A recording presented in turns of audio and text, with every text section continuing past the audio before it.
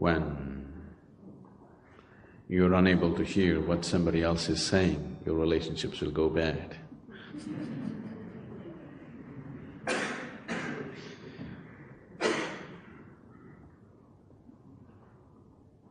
In many ways,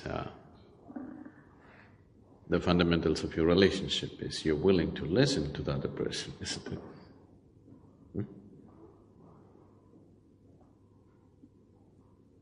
If you want to say everything, there'll be no relationship.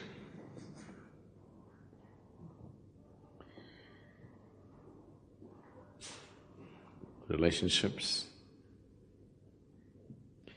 For most of you, the way you are right now, the quality of your relationship largely decides the quality of your life. Is it so?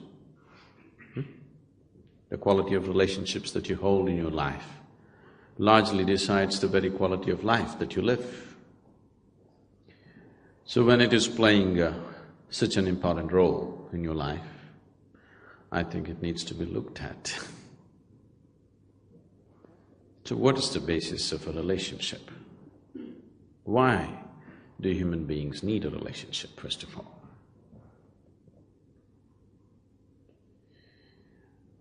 Relationships are formed on different levels, various types of relationships, to fulfill different types of needs. The needs may be physical, psychological, emotional, social, financial, political, it could be any kind. But to fulfill various needs within a human being, relationships are established on different levels. Whatever the nature of the relationship, whatever the type of relationship, still the fundamental aspect is you have a need to fulfill.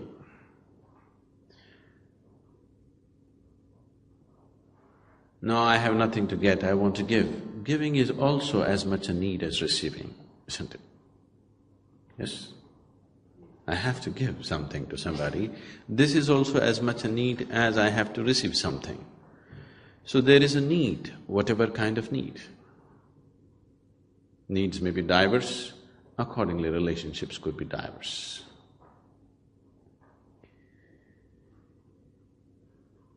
Now, the moment we form a relationship, wanting to fulfill a certain need, and if that need is not fulfilled, then relationships will go bad. For whatever purpose for which we have formed a relationship, if those needs and those expectations are not fulfilled, relationships will go bad. We may claim many things, but when your expectations are not fulfilled, it does go bad, isn't it? So instead of doing too much wishy-washy about it, it's best to look at it straight and see what is it and how we need to handle it.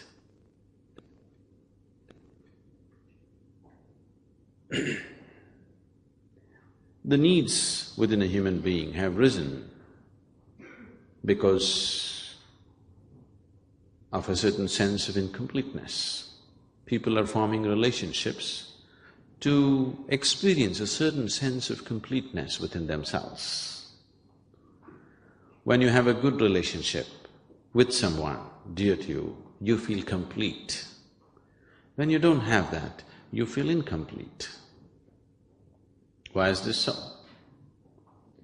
Because this life, this piece of life, is a complete entity by itself. Why is it feeling incomplete? And why is it trying to fulfill itself by making a partnership with another piece of life? Fundamental reason is that we have not explored this life in its full depth and dimension.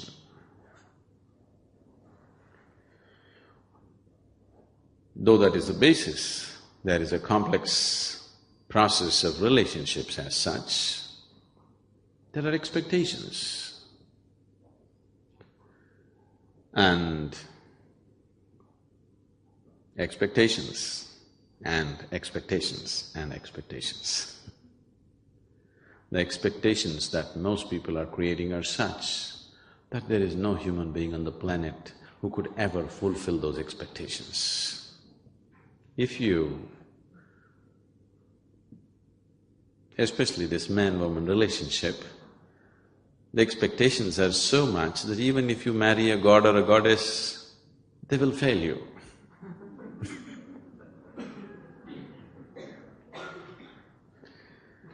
Because the expectations are so unrealistic that nobody, no human being can ever fulfill that.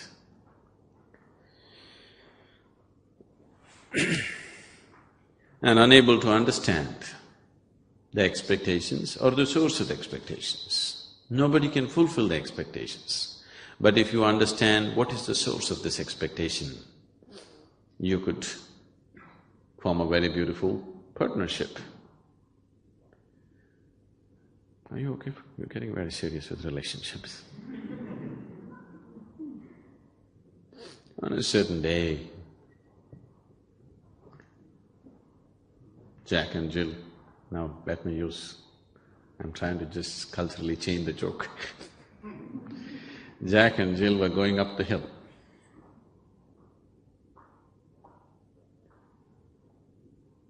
And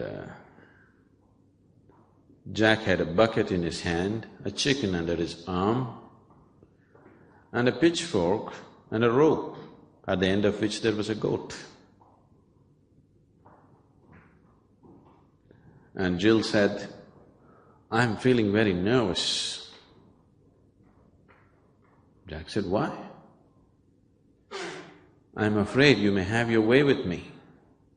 I'm alone with you." He said, "What do you mean? I didn't do anything and my hands are full." So she said, "You may put the pitchfork down, plant it in the earth, tie the goat to it, put the chicken down and put a bucket over it, couldn't you?"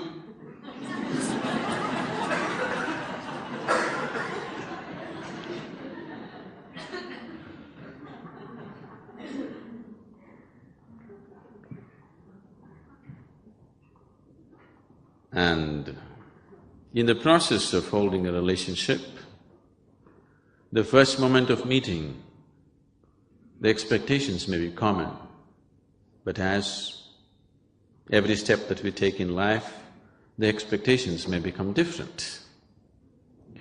Because these expectations keep changing in people, they're not consistent and they cannot be. One person may be consistent with the same expectation throughout their life, another person's expectations may be changing because his perception and experience of life is changing. Now, relationships become great conflict. More conflict is happening within the four walls of the homes than is happening anywhere on the planet. Only thing is, bombs are not exploding so you don't hear it. They may be giving each other silent treatment. It is happening because people's expectations are changing and they're not changing at the same pace. They're changing at different pace.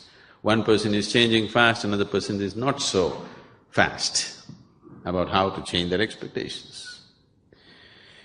So if you go about doing management and circus with these things, there is no way you can gauge it 100% and have a beautiful relationship. If you try to mind read the other person and constantly try to fulfill their expectations, you will become a wreck. You tried those things, isn't it? You're trying to,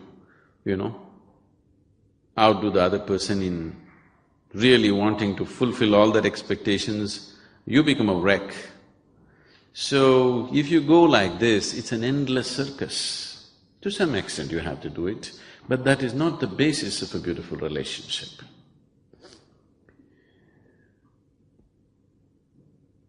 Fundamentally, why have we sought a relationship? Because you find yourself that without a relationship, if you do not have any kind of relationship in your life, then you become depressed. So, fundamentally you're seeking a relationship because you want to be happy, you want to be joyful. Or in other words, you're trying to use the other as a source of your happiness. When you're trying to use the other person as a source of your happiness, what it means is, your happiness is not on self-start.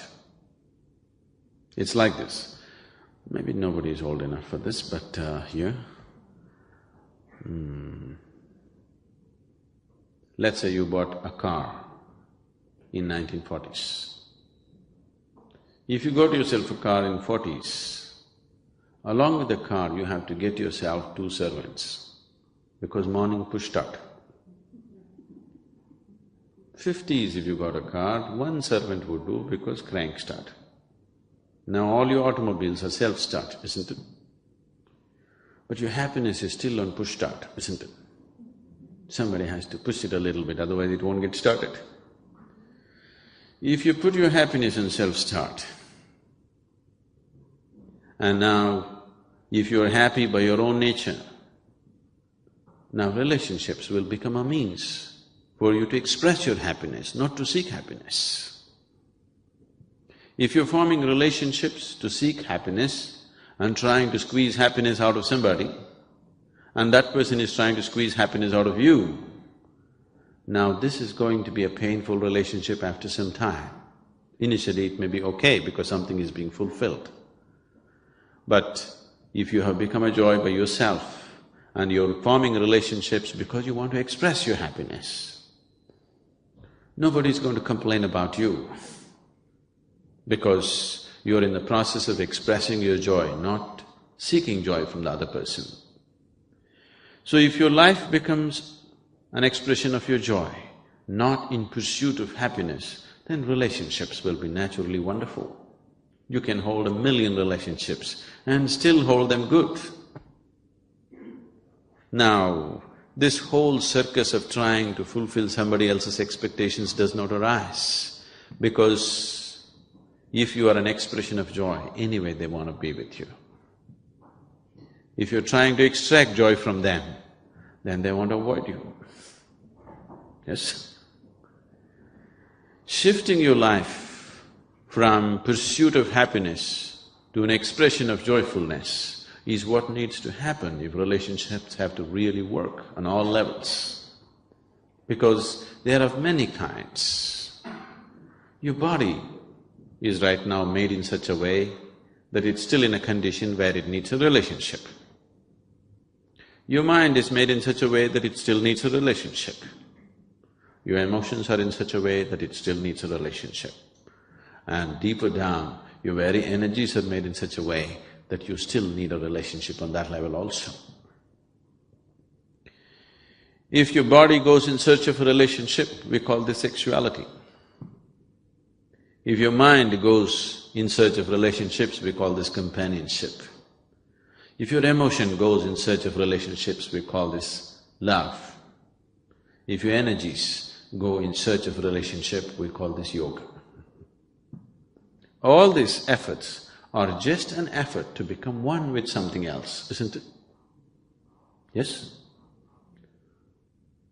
Whether it is sexuality or companionship or love or yoga, what you're trying is, you're trying to become one with something else. Because somehow, being who you are right now is not enough. How can you become one with somebody else?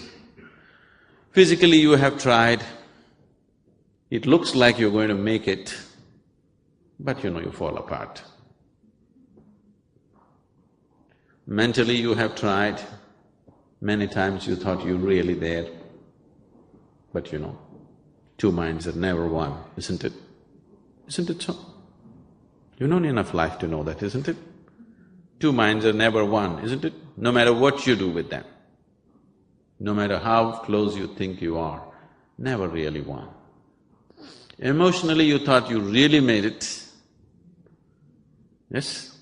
It gave you the feeling that you really made it, two people have really become one, but Lines come up very easily, isn't it? So, what is the way to fulfill this longing, to become one with something? There is a longing to become one with something else, because the way this one is not sufficient. This longing is not going to stop with just becoming one with one being, because it'll long for more. And this cannot be fulfilled physically or mentally or emotionally. All these three things you've tried. It gives you nearness to that experience, but it doesn't make you one. It remains a longing forever. The very longing may become a sweet experience for people and they may get addicted to the longing. But if you have a longing, you want to reach the destination someday, isn't it? You want to reach a fulfillment. Do you know someone told you the other is hell? The other is always hell. So this is the reason, because you don't want to experience this hell, you want to experience at least a small part of humanity as a part of yourself. And that longing is called relationship. This longing to include somebody or the other as a part of your life is what is called as relationships, isn't it? So whatever is within the boundaries of your sensation, you experience as myself. Whatever you experience as myself, if the other is hell, this inclusion could be heaven, isn't it? To experience that heaven, to have that piece of heaven in your life is what is the desperation to have relationships. Now, if you have noticed that sensory body has a separate presence of its own apart from the physical. Now the whole system of yoga is about this. The word yoga means union. Whatever is the longing behind any relationship, either if you try through the body or through the mind or through the emotion, you will only long, you will never know that oneness. You will know moments of oneness, but it'll never happen. Now, let us say, if you can extend your sensory body to this whole hall and you experience all this life around you as a part of yourself, now the way you exist here is very, very different. Now relationships will only become a way of looking towards the other's need, not about your own, because you have no need of your own anymore. Once there are no compulsions within you and everything that you do becomes conscious, if the compulsiveness to have a relationship is over within you, now you will only act consciously. Now relationships will become a true blessing, no more a longing, no more a struggle. So trying this with your body, with your mind, with your emotion is fine, but it will not get you there. If you can extend these life energies into a larger proportion, simply by keeping your life energies very exuberant, if you keep them highly exuberant, you will see your sensory body will be all over the place. Have you noticed when you're happy, everybody seems to be fine? Yes, you look at people, they all seem to be okay. When you're unhappy, you look at them, nobody in the world seems to be okay. Have you noticed this? Yes. Whenever you see the world has become ugly and not okay, you just have to know you're getting depressed. In fact, the first sign of depression or your insanity is that you start thinking nobody is okay. When we say relationships, people are trying to create relationships on too much fantasy. It is not rooted in reality. What is in a fantasy state today can be a good one, tomorrow could be a bad trip. It happened one day. A woman was dreaming, and in her dream, a handsome hulk of a man appeared. She became breathless and she asked, "What are you going to do to me?" The man said, "Well, lady, it's your dream, whatever you wish." Where do you find such a man? Only in a dream.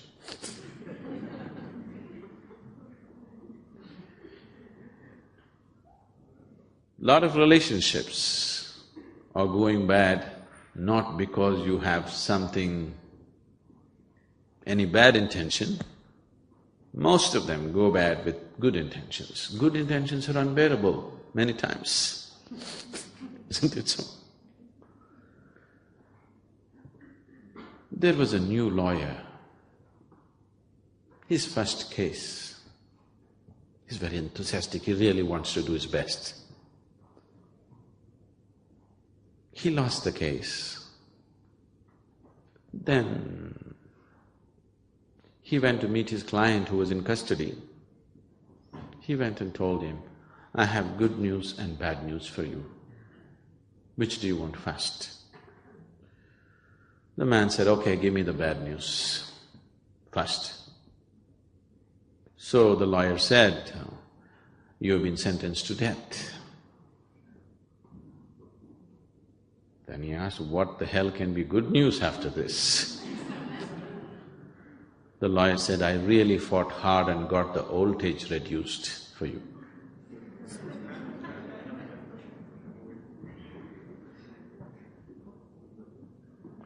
So good intentions can… good intentions and too much enthusiasm without the necessary sense about the other person can create too many problems in relationships. Instead of trying to manage relationships, which is truly impossible actually, if you just learn to include the other as a part of yourself, and your life becomes an expression of joyfulness, not in pursuit of happiness, then you will see relationships have various colors, but every color of it could be enjoyed. Every color of it, every color and hue that it takes on could be just fine. But if you try to manage relationships with your brilliant management, you will see it'll just give you hell.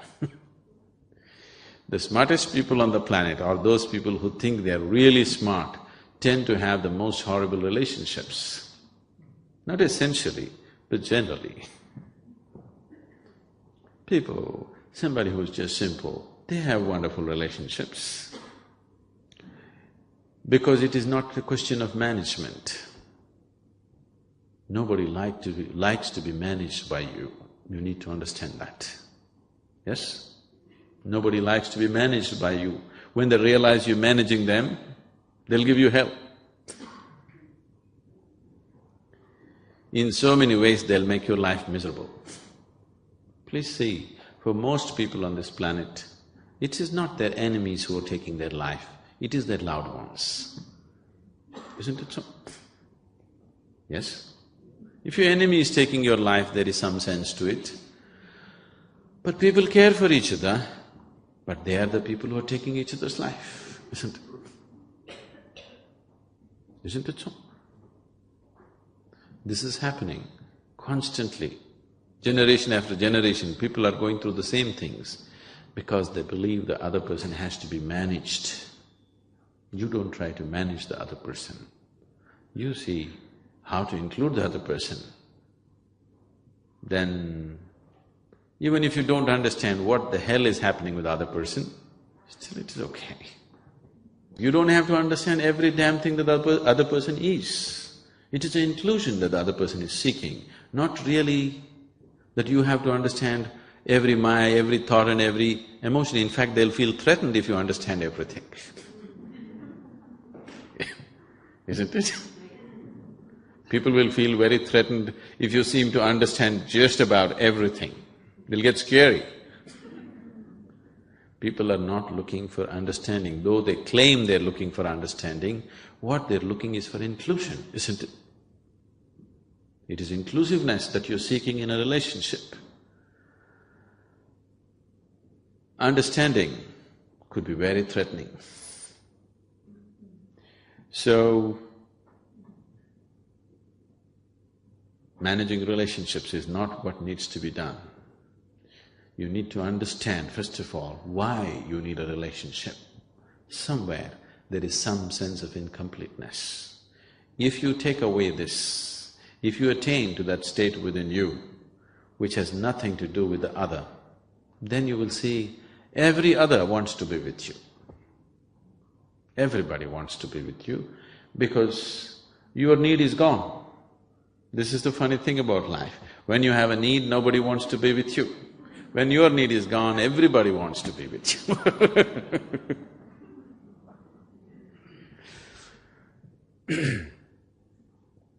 It's only when the flower blossoms, the bees will come. If you don't blossom, bees won't come. You're a closed bud and calling the bees, they won't come. If you open up, you don't have to call, they'll anyway come. So, if you want to have wonderful relationships, do not try to manage the relationship. See how to enhance who you are. Who you are on all levels, physically, mentally, emotionally, energy-wise. See how to up this.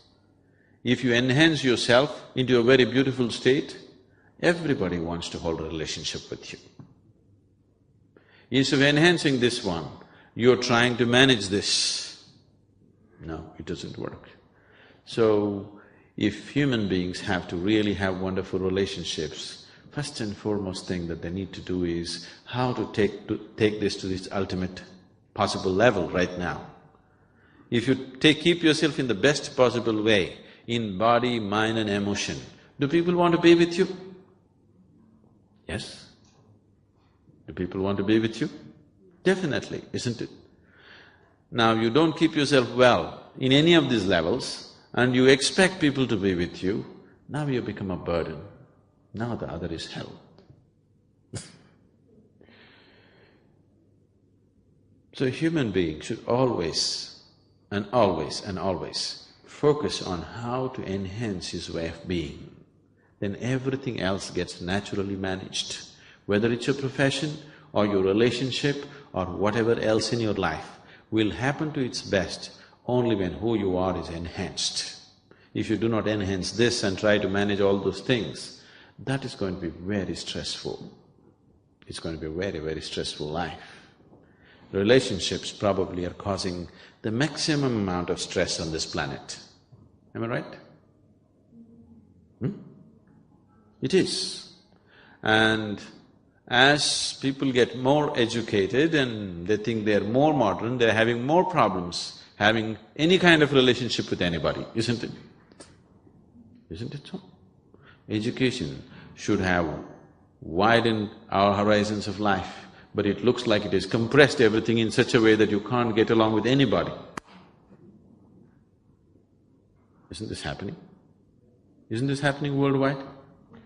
There was a time, even now in India, in some parts, a family means it is 200, 300 people in one home, one large home, 200, 300 people living together, because family means the main, grandfather, grandmother, uncles, aunts, granduncles, grandaunts, cousins, everybody is one family.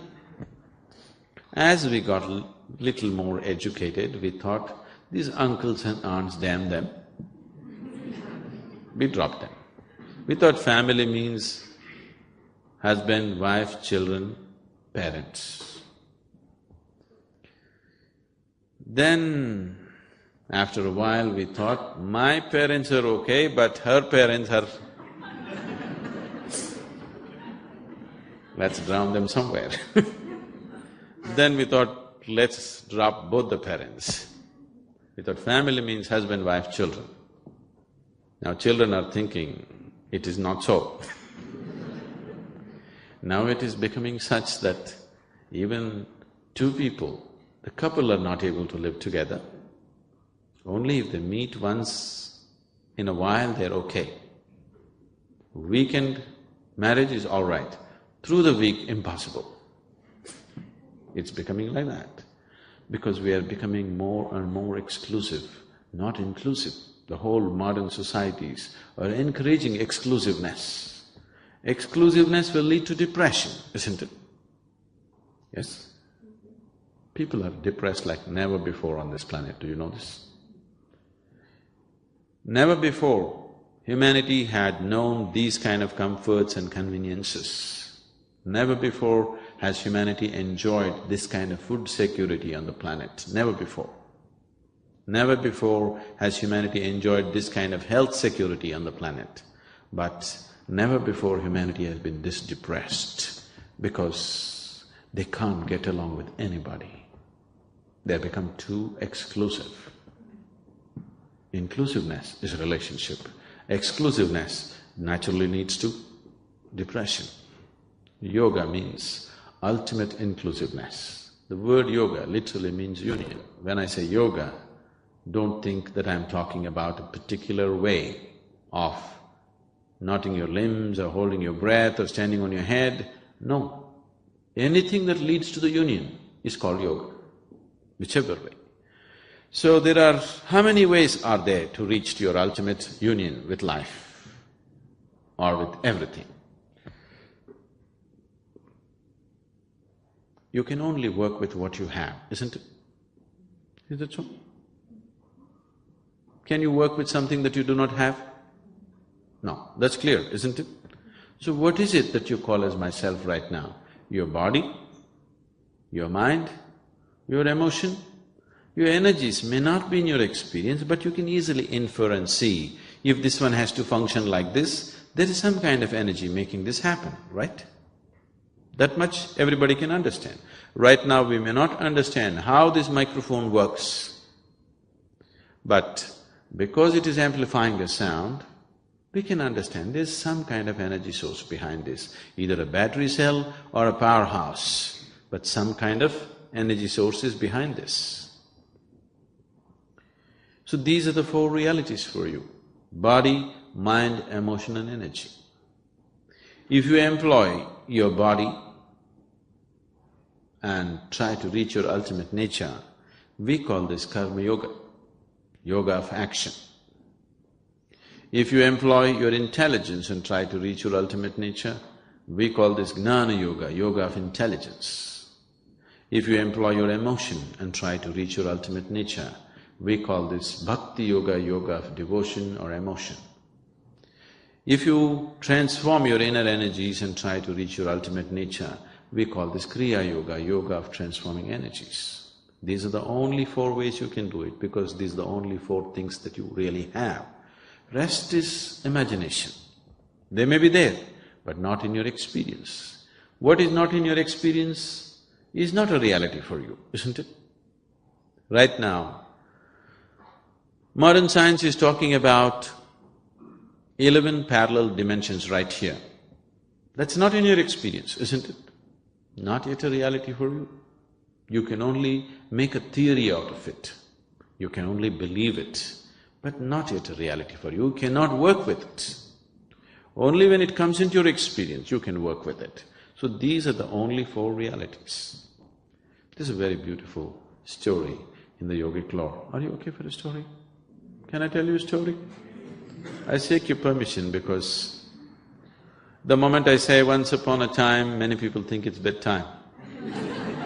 Because that's the only time they heard that word, once upon a time. Before 3 sentences are over. So once upon a time, on a certain day, 4 men were walking in the forest. Among these 4 men, one is a bhakti yogi, another is a gnana yogi, karma yogi and kriya yogi. That means yoga of intelligence, yoga of devotion, yoga of action and yoga of transforming energies. These 4 people can never be together. But today they were walking together in the forest. Why I'm saying they can never be together is, somebody who follows the path of the intellect, he of course thinks everybody is dumb, stupid. Especially the devotees who are doing Ram Ram or whatever else, they look utterly stupid for the man of intellect. Isn't it so? Yes?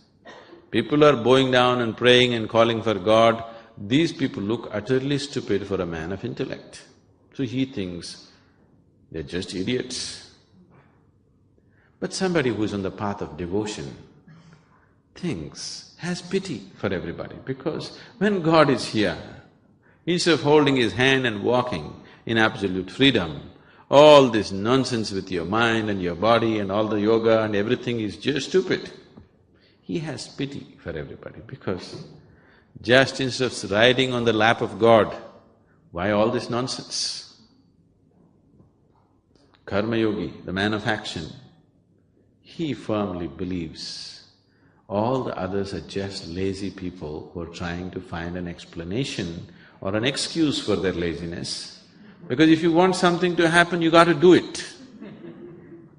Yes? Because you're lazy, you're unwilling to do, you're finding all kinds of philosophies. He has disdain.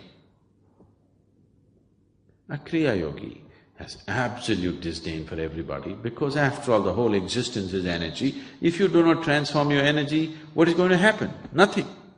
Everything is just empty talk. So these four people cannot be together. But today, they were walking together in the forest and a rainstorm broke loose. And to escape the rain, they started running.